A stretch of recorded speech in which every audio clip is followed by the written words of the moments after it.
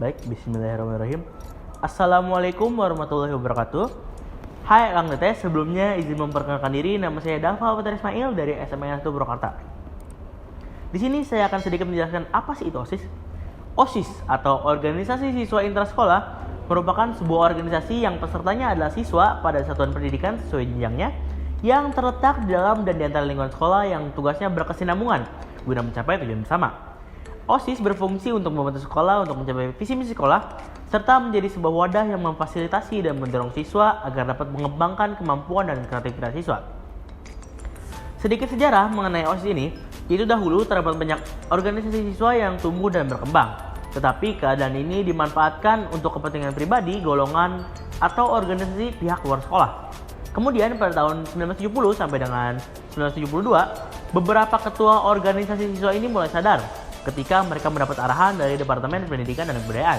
Mereka mulai peduli untuk menemukan rasa persatuan di kalangan siswa untuk menghindari perpecahan dan konflik di antara siswa baik dalam sekolah maupun antar sekolah.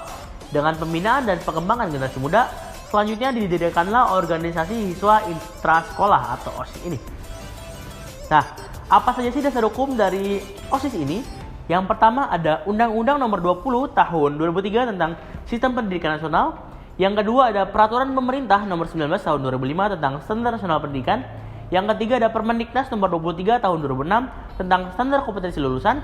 Yang keempat ada Permendiknas Nomor 19 Tahun 2007 tentang Standar Pengelolaan.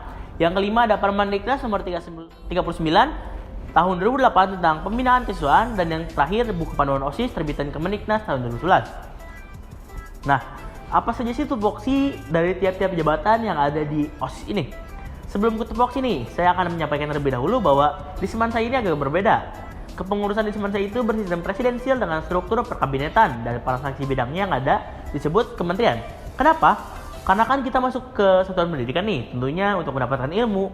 Nah, Semansa ini ingin memaksimalkan potensi ilmu yang bisa didapat di satuan pendidikan SMA dan salah satunya adalah merubah satu-satunya sistem organisasi resmi yang ada di sekolah, yaitu OSIS dan MPK sebagai cerminan atau refleksi dari pemerintahan Indonesia, yaitu menggunakan sistem presidensial dengan struktur perkabinetan.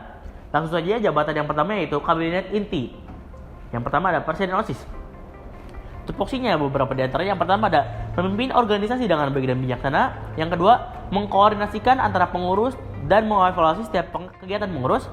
Dan yang ketiga, menetapkan kebijaksanaan dan mengambil keputusan berdasarkan musyawarah dan mufakat. Lalu yang kedua ada wakil presiden. Beberapa tupoksinya yaitu yang pertama bersama-sama dengan presiden OSIS menetapkan kebijaksanaan. Yang kedua memberikan saran dan masukan kepada presiden OSIS dalam mengambil keputusan. Dan yang ketiga menggantikan presiden OSIS jika berhalangan. Lalu ada juga sekretaris jenderal. Tupoksinya yaitu yang pertama melakukan tugas administrasi seperti mencatat notulensi, menulis surat masuk dan keluar, dan mengarsip dokumen.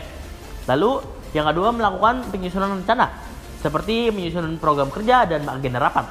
Lalu yang terakhir, melakukan tata laksana organisasi seperti menegakkan aturan, melakukan internalisasi dan pembinaan.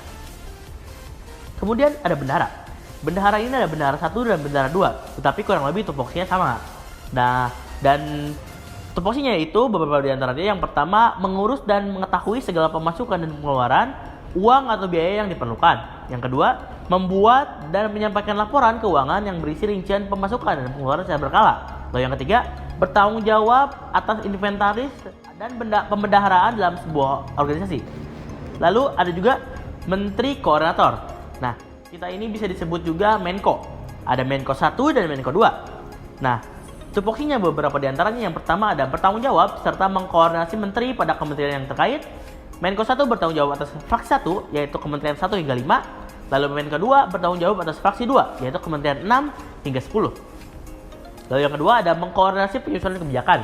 Dan yang ketiga, menampung juga mengusahakan penyelesaian masalah dan melakukan koordinasi serat-eratnya mengenai penanganan masalah ini dalam bidang koordinasinya. Lalu ada juga protokoler. Protokoler ini seperti Menko ada protokoler 1 dan protokoler 2. Nah, beberapa tugas atau tupoksinya yaitu yang pertama ada mendampingi presiden dalam berkegiatan serta melakukan rapat sebagai juru bicara. Yang kedua, mengkoordinir program kerja dan tugas pada kementerian terkait. protokol 1 bertanggung jawab atas fraksi 1 dan protokol 2 bertanggung jawab atas fraksi 2 seperti Menko tadi.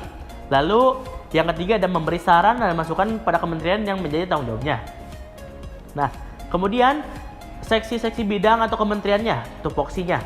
Tetapi sebelum ke tupoksi dari kementeriannya, dalam kementerian itu ada menteri, sekretaris menteri, dan deputi. Nah, tupoksinya itu apa aja sih? Nah, menteri itu tupoksinya yang pertama bertanggung jawab atas seluruh kegiatan kementerian yang menjadi tanggung jawabnya. Yang kedua, merancang program sesuai bidangnya. Dan yang ketiga, melaksanakan kegiatan kementerian yang diprogramkan. Lalu, sekretaris menteri. Tupoksinya beberapa di antaranya. Yang pertama, memberi saran atau masukan mengenai rancangan program sesuai bidangnya. Yang kedua, mengurusi administrasi dalam kementerian. Dan yang ketiga, melaksanakan kegiatan kementerian yang diprogramkan. Lalu ada deputi juga. Deputi ini tupoksinya yang pertama, memberi saran atau masukan mengenai rancangan program sesuai bidangnya. Yang kedua, melaksanakan kegiatan kementerian yang diprogramkan. Dan yang terakhir, membantu menteri dan sekretaris menteri.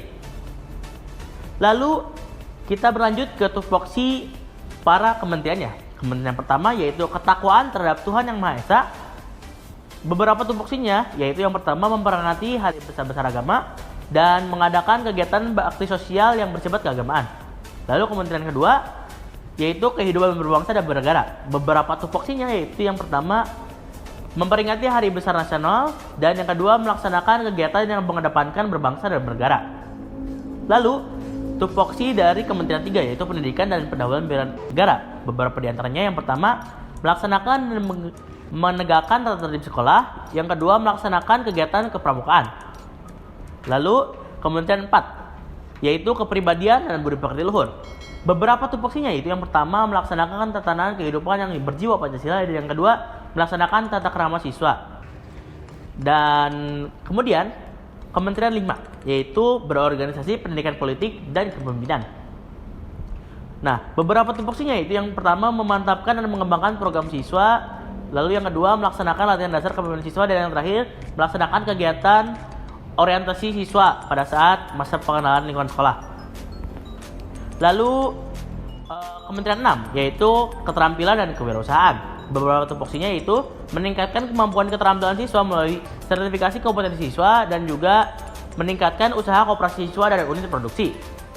Lalu Kementerian 7 yaitu kebugaran jasmani dan daya kreasi. Beberapa tupoksinya yaitu yang pertama, menyelenggarakan lomba olahraga, dan yang kedua, mengaktifkan prestasi di bidang olahraga. Lalu Kementerian 8 yaitu persepsi, apresiasi, dan kreasi seni. Beberapa tupoksinya yaitu yang pertama, menyelenggarakan berbagai macam pelatihan seni dan budaya, dan yang kedua, menyelenggarakan berbagai macam pentas seni. Lalu Kementerian 9 yaitu teknologi, informasi, dan komunikasi. Beberapa tupoksinya yaitu yang pertama, memanfaatkan TIK untuk memfasilitasi kegiatan pembelajaran, dan yang kedua, menjadikan TIK sebagai wahana kreativitas dan inovasi. Lalu kementerian terakhir tupoksinya yaitu beberapa di antaranya. Yang pertama, mengembangkan wawasan dan keterampilan siswa di bidang sastra, dan yang terakhir, menyelenggarakan festival atau lomba sastra dan budaya. Nah, kemudian ke visi misi ketua OSIS. Visi misi saya, visi menjadikan SMA 1 Purwakarta menjadi lebih berkualitas tinggi sebagai wadah pendidikan yang nyaman, efektif, serta berkualitas dalam mengembangkan segala minat dan bakat siswa. Lalu misinya, yang pertama, membangun dan membentuk kepribadian siswa. Yang kedua, mewujudkan hubungan yang lebih dekat dan positif antar warga sekolah. Yang ketiga, memwadahi dan mengembangkan potensi bakat serta kreativitas siswa. Lalu yang keempat, memajukan ekstrakurikuler dan mengadakan event yang berkaitan dengan ekstrakurikuler. Lalu yang terakhir, melanjutkan serta meningkatkan program kerja OSIS sebelumnya. Nah, kemudian penjelasan program kerja secara umum. Nah, penjelasan program kerja secara umum ini, atau biasa saya sebut juga garis besar program kerja atau GBPK dari setiap kementeriannya. Yang pertama ada Kementerian Ketakwaan terhadap Tuhan Yang Maha Esa, yaitu Kementerian 1. Beberapa di antaranya, yang pertama, memperingati hari besar keagamaan di sekolah dan di luar sekolah. Yang kedua, menarik infak ke masing-masing kelas setiap hari. Kemudian kementerian kedua yaitu kehidupan berbangsa dan bernegara. Beberapa GBPK-nya yaitu yang pertama, memperingati hari besar nasional, dan yang kedua, mengadakan upacara bendera setiap hari Senin dan latihan upacara bendera sebelum pelaksanaan. Kemudian yang kementerian 3 yaitu pendidikan pendahuluan bela negara. Nah, beberapa GBPK-nya itu yang pertama, mengadakan pembinaan mental dan fisik dalam rangka pembangunan, dan yang kedua, mengadakan wisata siswa yang bermanfaat. Lalu GBPK dari Kementerian 4, yaitu Kementerian Kepribadian dan Budi Pekerti Luhur. Beberapa di antaranya, yang pertama mengadakan kegiatan sosial, dan yang kedua mengembangkan ekstrakurikuler dan khususnya PMR. Lalu Kementerian Berorganisasi Pendidikan Politik dan Kepemimpinan. Nah, GBPK-nya beberapa di antaranya, yang pertama mendukung sekolah dalam mengadakan masa pengenalan lingkungan sekolah, dan yang kedua melakukan bimbingan teknis. Lalu Kementerian 6, yaitu Kementerian Keterampilan dan Kewirausahaan. Beberapa GBPK-nya, yang pertama adalah meningkatkan dan mengaktifkan koperasi sekolah sesuai dengan peraturan, dan yang kedua mengadakan kegiatan yang berhubungan dengan keterampilan dan kewirausahaan. Kemudian GBPK dari Kementerian 7, yaitu Kementerian Kebugaran Jasmani dan Daya Kreasi. GBPK yang pertama yaitu membina dan mengembangkan kegiatan olahraga, dan yang kedua mengadakan kegiatan class meeting untuk menumbuhkan jiwa sportivitas. Kemudian Kementerian 8, yaitu Kementerian Persepsi, Apresiasi, dan Kreasi Seni. Beberapa GBPK-nya, yang pertama adalah membina dan mengembangkan kreasi seni di lingkungan sekolah, dan yang kedua bekerja sama dengan ekstrakurikuler bidang seni, yaitu contohnya paduan suara dan lain-lain. Kemudian GBPK di Kementerian 9, yaitu Teknologi Informasi dan Komunikasi. Yang pertama adalah memanfaatkan TIK untuk memfasilitasi kegiatan pembelajaran, dan yang kedua memanfaatkan TIK untuk meningkatkan integritas kebangsaan. Lalu Kementerian 10, kemudian terakhir GBPK-nya yaitu yang pertama melaksanakan lomba debat dan pidato, dan yang kedua melaksanakan lomba menulis dan korespondensi. Lalu kalender program kerja selama setahun. Nah, dari tadi GBPK tadi, dari garis besar program kerja tadi, kita dapat menentukan nih kalender program kerja selama setahun ini. Dan programnya tersebut ada yang dilaksanakan dalam jangka panjang atau berkelanjutan, ada juga yang jangka pendek seperti event-event besar. Nah, terlepas dari maraknya virus COVID-19 ini, berikut rancangannya.